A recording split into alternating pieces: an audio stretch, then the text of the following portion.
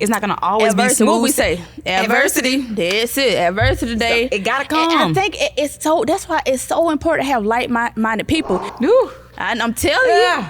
I'm telling you, because that's the reason. That's our purpose. That's our number one purpose. It's our number one purpose. Mm-hmm. It's to lead people to Christ. Yeah. It is. And that's in everything that we do. Everything we do.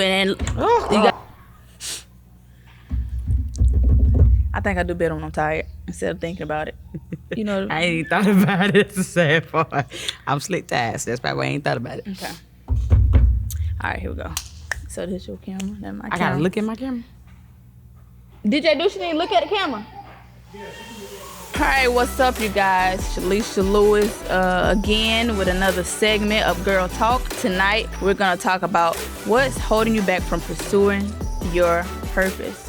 I think that's a good topic because we all have a purpose, but what's holding you back from pursuing that purpose? So T, I'm gonna let you top it off. What's holding you back? I would say First of all, I want to know what do you think your purpose is? Ooh, that's a good question. So you guys were talking about passion and purpose. So we stopped for a moment to see the difference between the two. I don't think I ever stopped to really understand the difference. So this is good. So T, what is purpose? So purpose means the reason for which something is done or created or for which something exists. And then it says have as one's intention or objective. And then I find kind of like the biblical definition of it, and it's basically declaring why you exist. That's a good one. I should have looked up the biblical one. But passion, it says a strong and barely controllable emotion. Okay. So if you're passionate about it, it's like, I gotta do it. Like this is what I want to do. I'm very passionate about this. I think you have to have passion for your purpose sometime in order for you to really be able for it to work. It works together. Yeah. So okay, I would say that my purpose is I'm a problem solver. Okay. I'm quick to, if we got a problem, I got a solution. If this needs to be fixed, I might not can fix it, but I know somebody who can. Like, I'm quick to think about what needs to be done. I don't like to really linger on it for too long. So in order to fulfill, like, my purpose is when people need me to create things, to whether it's a set or if, I need my Christmas tree decorator, I need my table I need a tablescape. I'm quick to, okay, I can do this. What colors do you want? And I love to see the joy that's on people's faces once they're able to be in the space that I created for them. So even when it comes to, I'm planning on going back to school to do like PR, marketing and managing. And it was basically just being around people and being able to let them know, hey, this is what you should have said. This is what you need to do. This is how you need to really act towards it. And I was like, I didn't really realize that's what I'm good at until maybe like a few days ago. And it actually do bring me, like, I'm passionate about it. I realize people come to me all the time. What should I do? How should I handle this? What should I have said? And never knew that's what I'm really supposed to be doing. So that I would say that's my purpose. Okay, cool. Don't ask me the questions, because like, I think I have thought about it before, but trying to narrow it down, like, can you have more than one purpose? I think you can. Think so? You can. I don't think we just narrow it down to one. Because I think that's why we can do. Some people are well-rounded. They wear so many hats. Yes. So I don't think their purpose is just one thing. I think it's hard to try to narrow down for one, especially for what I have in mind. So I think, like you were saying, my purpose, I feel like it's to reach younger girls and men too, but mostly target young women who's been broken. Yeah. And they're still living with that brokenness. I love helping them because I've been broken before. Right. And so I love reaching out and helping them and trying to get them through their brokenness. I'm very passionate about it. Like, if I'm strolling on Facebook and I see somebody saying something, this is it, I'm done, or something like that, I'm going straight to their inbox. Right. Can I help you? What's going on? Can we talk? Like, I've done it several times. It's like, it's hard for me to go by it. Like, sometimes I'll go by and I'll go back and like, okay, just let me. All they can say is I'd rather not talk about it. Gotcha, yeah. So I think that's one of my purposes. My other, I don't know if I can say photography is a purpose, but it's something I'm passionate about. Right. Very passionate about photography. Yeah. It's just I can't sleep at night, like trying to think of new creative ways to do this and do that. And we always brainstorming. Yeah. And it's just like, I'm passionate about it. So something that you do love. And I honestly feel like it could be a purpose because you never know, you're stopping time. So that's something that people can hold on to forever. Like the purpose of this shoot is we want to do a family shoot. We need something to look back on. Yeah, something to look back. And I think that's why I'm so passionate about it too. One of the reasons is because I don't think people realize how important photos are until that person is gone. Like, yes, you have nothing to look back. And like you said, it's stopping time. Like you don't get that moment back. You don't.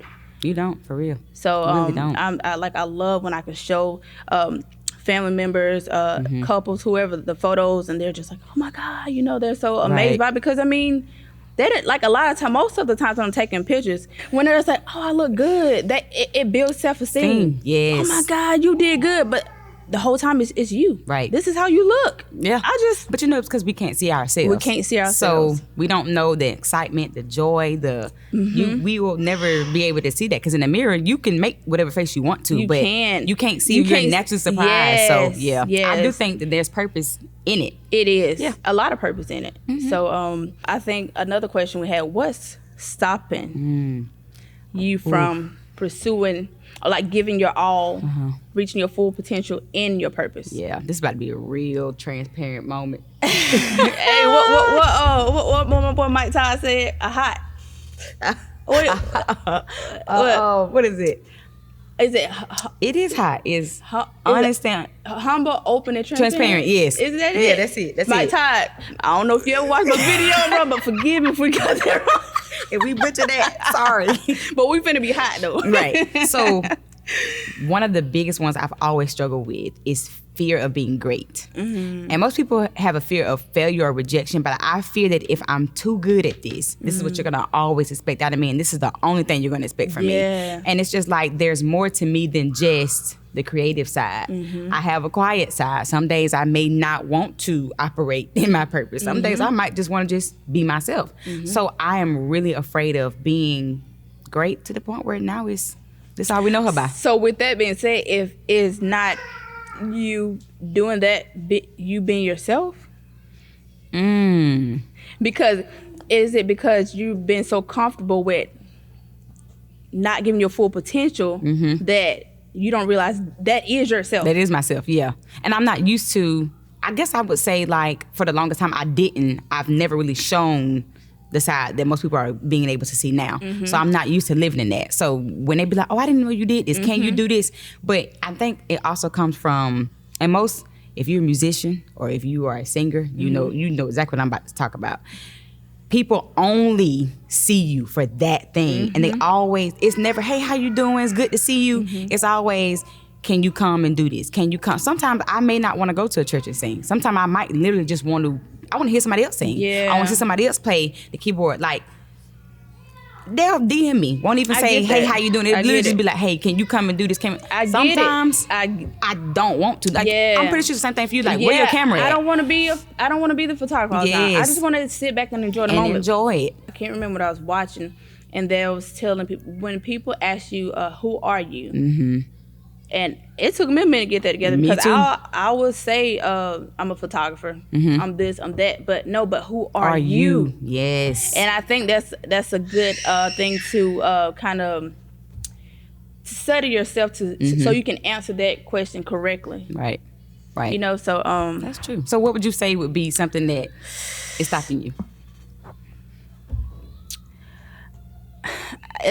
We've been transparent. Yeah. I have a huge problem with inconsistency. I can and I know it, and I think, I don't know if some of my ancestors dealt with this inconsistency, because it's like, it's hard. I mean, because I'm aware of it, right? But it still happens, and it's like, how do you change it? it? Because I mean, that's what I think is stopping me, because I can be on a roll, and then I start slacking, and I can see myself slacking, but it's almost like I can't control it.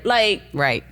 Do you think it's easier for you just to slip back into what you're comfortable doing, instead of, hey, I know I need to be doing this, but I got too much going on right now, so let me just slide right on back to what I was doing before, but I really want to do this one thing, but something we always talk about is sticking to what we said we're going to do. I think it's about, my thing is about having a balance, because like you said, I got so much other stuff going on that I have to give proper attention to each one of them. And sometimes I put so much attention in like photography that, you know, it's unbalanced. Okay.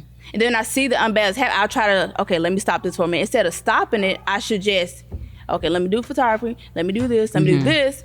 I'll just push it all away at once and just say, I'm gonna take a break. And it shouldn't be that, because that's my business. Right. You know? So being inconsistent. Oof, okay. So I would say another big one for me would be identity. For the longest time, I never knew who I was. Preach on that, sis. You know how, like, okay, so I'm the baby. And majority of the time when you're the youngest, everybody wants you to be who they want you to be. And growing up, she's this, she's that, she's that. And I never really got a chance to... They don't put you up there so much that you don't have time to kind of, like you said before, take the S off your chest and like... I don't know who Lateria really is, because for so long it's just been, this is what you need to do. Even when it came down to, like, when I went to prom, I didn't pick the dresses that I wanted to pick. I let them pick. Like, well, what you think? Like, they didn't... No, I don't like that one. But the one I wanted probably is the plain one, but it's really, really pretty to sleep. But I never got a chance to really kind of discover myself until I got older. Honestly, probably, like, I would say last year. So I realized I really don't like half of the stuff that I was doing. Yeah. So when I didn't know what who I was, it's hard for me to discover what my purpose is. So I had real, like, what is it called? Imposter syndrome, where I thought I was this and I'm not. You're not. I thought I was that. That's good. And I'm not. And now it's probably like it's probably weird to people, because they'd be like, I really thought that you was like this. That's why I don't like when people say, I see so much potential in you. I've heard that all of my life. And that potential that people thought they saw really was never really me. It wasn't your potential. Some what somebody else has created for you. So I had to ask God, show me how you see me. That's it. So that way I'll know who I'm supposed to be. That's it. And when I went to Proverbs 31, how he talk about the Proverbs 31 woman and what she's supposed to be doing, how she's supposed to be acting, how she conduct herself, even down to how she dressed, having her own, I was just like, you know what, God, thank you for, like, finally showing me myself, how I look, dress, act. We don't know how much the people around us play a part in our identity. Yes. That plays a huge part. And I think for me, I have to do a self-check all the time. Like, Shalisha, are you doing what you want to do? Because I wear myself out so much with carrying somebody else's weight. How that person feel, how this person feel, what this person want, what that person want. And then I'm just dwindling away. Yeah, depleted. Just tired. Yeah. You know, I don't have enough to give out to my own family, because I'm just got my hand in so many other people's situations. But that's a good thing and a bad thing. Yeah. Because as a woman of God, I'm called to do that. Right.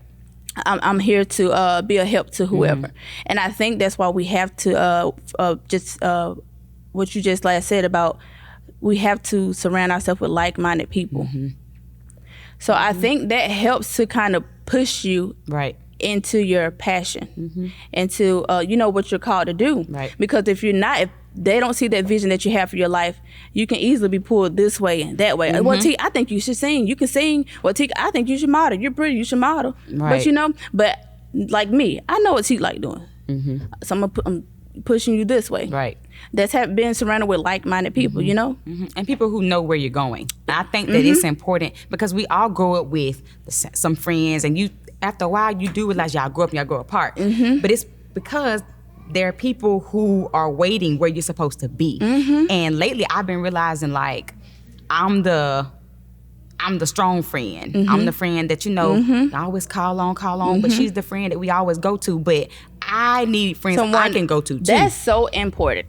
That's so important. But like I said, it's like, as a woman of God, that's what we're supposed to do. Yeah, we're supposed to. But we need someone too. But you still need friends who pour into you as well. Yes, you need it. And every time I think about that, I think about this picture I saw where it was a picture where she was reaching a hand back and reaching a hand forward. That's how it's supposed to be. Yeah. A lot of times we got our back turned and just pulling, just taking on our weight, you know? And then we just depleted. Yep. So it's so important to have somebody pour into you. It's so important. I think at this point, at this age, I'm not even gonna say age, but it's just in this season, reciprocation is so big, because if I'm having a bad day, sometimes I can't give 100. I might only got 20%. Yes. But if my friends got the other 80, we good. And vice versa. Things do happen, things change, and you need people who are in your corner, people who are gonna tell you the right thing. Yes. Like let's say for instance, like with you being married and me being single.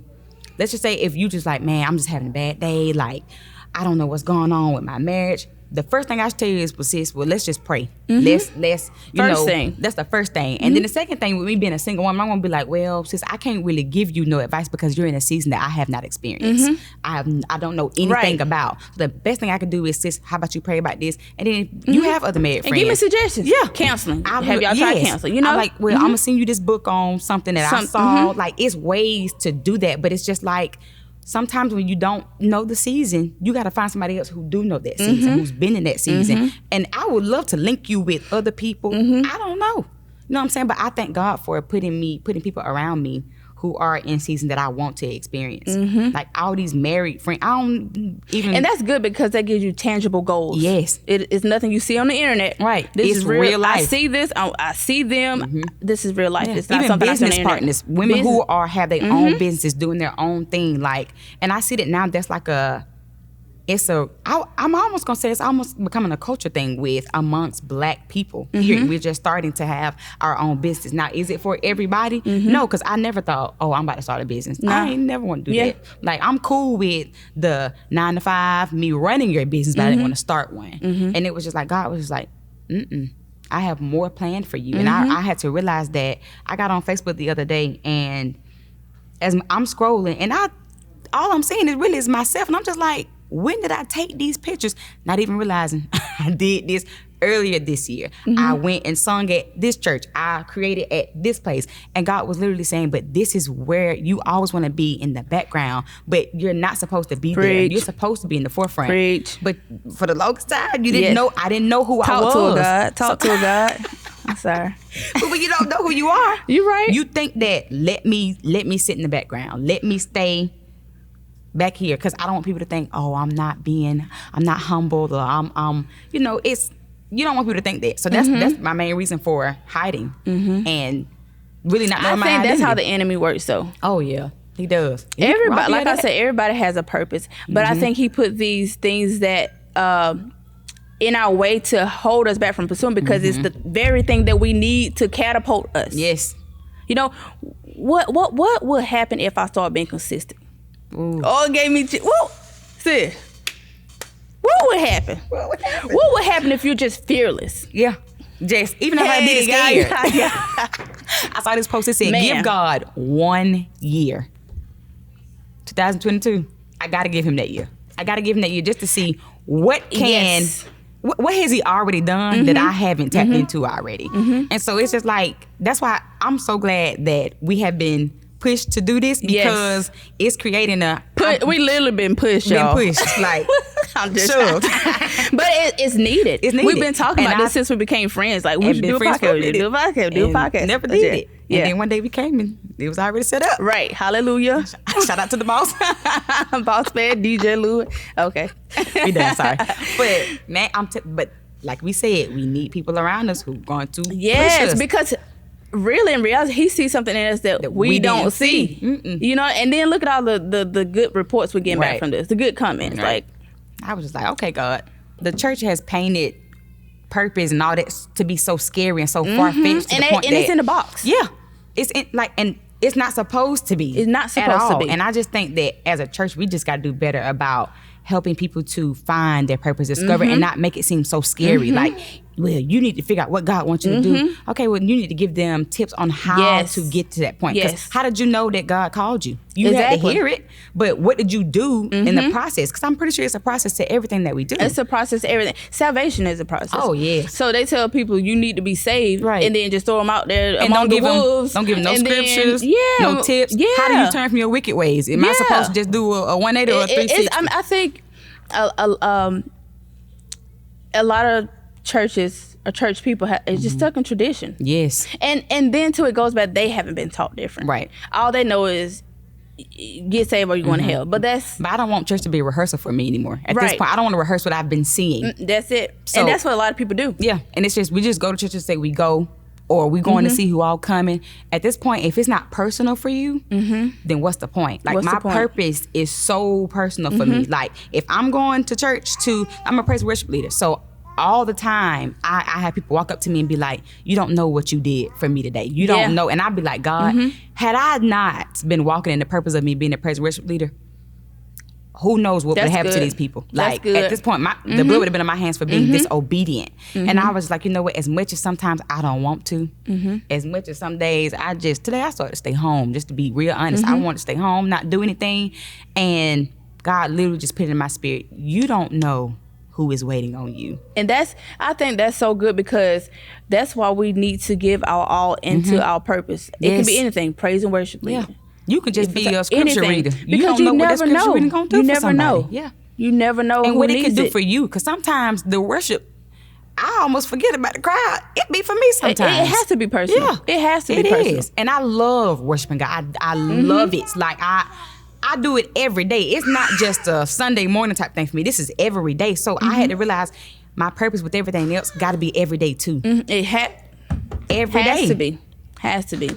And I think once a person realizes that, like you say, it has to be every day, I think that's when we can reach our full potential. Yeah. Yeah. You know what I mean? I don't want to die with my potential. Because I'm probably not going to die with it. He'll give it to somebody else. And we keep forgetting that. And then, like I think I told you before, like, God gave me this vision of, like, when you go to heaven, it's a shelf of everything you could have been. You could have been this. You could have been a millionaire, billionaire. And what if we just on the bottom shelf? On the bottom shelf. And he said stuff like, why didn't you say what I told you to say to that lady? Right. She was the woman I was trying to connect you to. Ooh. Or why didn't you do that? Why didn't you apologize and make it up with this person? I was trying to do this for y'all. It's so important to hear from God and do as he says, because you never know where that's going to lead you to. Never know. Never know. I mean, I read a scripture yesterday, and I can't remember exactly what it said, but it was saying that basically it says God sees before us, ahead of us. So that means he knows what lies ahead. Right. He knows what we're walking into. Right. But I think the enemy does too. Yeah. So along that path, he'll throw in bad day, this, that, this, like you didn't feel like going to church, you know?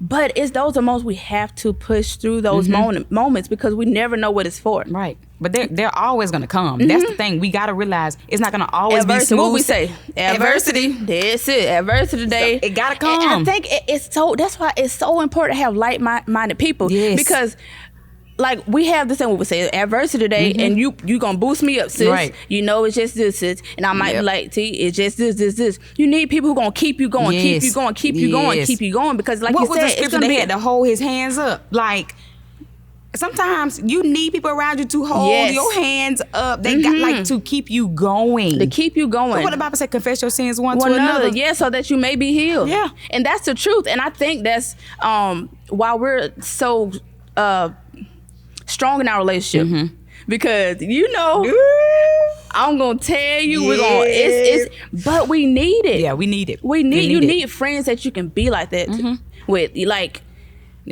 if you don't have friends that's pushing you, then and friends who gonna tell you the truth about yourself. Because if we never have, I really had to think about this the other day. If we never have had any moment where we kind of fell out a little bit, it ain't genuine. It ain't real, because either we let each other just do crazy stuff, or it's just, I don't want to say nothing. Walking on eggshells. Because at this point now, the person I am when I first met you versus now is totally different. Don't get deep, because don't make me, I don't want to cry. I wipe my eyes with a mic. Okay, sorry. But it's totally different. And I can't say that had I not been friends with you. Like, we literally met through you asking me to come take photos. Didn't talk for whatever time after that. A long period, yeah. And didn't meet up again until praise and worship night. Like, like, I know this kind of changed our topic before, but this goes back to show you how God knew we was gonna meet. Every time I seen what I say, so we gotta do something. We gotta do something. We gotta connect. You recognize early we are so much alike. So much alike. And I had been praying though around that time, Lord, I really do need some friends to help me to get where I'm going. But not even just that. I need somebody who really did gonna know how to tell me. And anytime you've ever told me something, it's always in love. It's never been, well, I don't like the way you did it. I don't. Right. Every time. Now, had I always received it, I know. No. That's right. But and then you not at the moment. Sometimes it take you a minute. It like, take a minute. You're right. You're right. You're I'm right. sorry. I'm sorry. You're right. Forgive it. But you gotta humble yourself. You do. You gotta humble yourself. You do. I think that's maturity too. Yeah. But I also know, and it's very different if I know somebody that I don't always take criticism from other people well. Because I know there's a difference between it being genuine or you just trying to basically just tell me because you feel like that's what I need to hear. Sometimes people be telling me stuff and it don't be nowhere near where I'm at. But every single time you have told me something about myself, it would sit with me for days and I'd be like, she is right. I gotta fix this. If I don't fix this, I really ain't going nowhere. It's one thing to be aware, but it's one thing to be aware and fix it. That's right. And I was just aware and didn't want to move. I used it as, I know. Yeah. You can't tell me. I don't care. already know. Yeah. And there's no telling where I could have been with my purpose had I fixed a lot of the things that I was aware of a long time ago. There's no telling. But at the end of the day, God's timing is always perfect. Always perfect. Always perfect. So I was like, you know what, Lord, but I don't want to miss any more opportunities because I don't know how many more opportunities I got left. Yes, he's a God of many chances, but at the same time, that might just run out. I think what you're saying is that we trample over God's grace so much. Where he just sat back and said, you think you got it? Okay. Go ahead. I'm going to let you do it. And I think a lot of times that we get that way. Yep. You know, God's grace is there for us, but don't just trample on it. Right. You know, like you said, you want to take advantage of these days that you have here. And I don't want him to take his hands off of me. Yeah. Because only what you do for him is going to last anyway. Only what you do through him. I think that's nothing with the purpose is I'm not just doing it because I want my name to be great. But I literally want you to see the glory of God in everything that I do. Not because somebody else feel like, oh, she's lazy, she don't do nothing. For the glory of God. For the glory of God. Every single time when you see me, I want you to see him. Yes. Like I want my light to shine so that they see him. That should be what drives us. You know, God, this is not for my glory. Yeah, it's not. This is for your glory only. Yeah. Everything I do, anything I touch, I literally want people to always feel like, man, it's something about this. It's something about you. It's literally the glory of God. The glory of God. And I don't ever want to lose that. I don't. Like, even if he take the mic out my hand, if I never create anything ever again, what I did, when I leave here, is to leave my mark. And you know that this girl really did it for the glory of God. The glory of God. Amen. See, I'm telling you.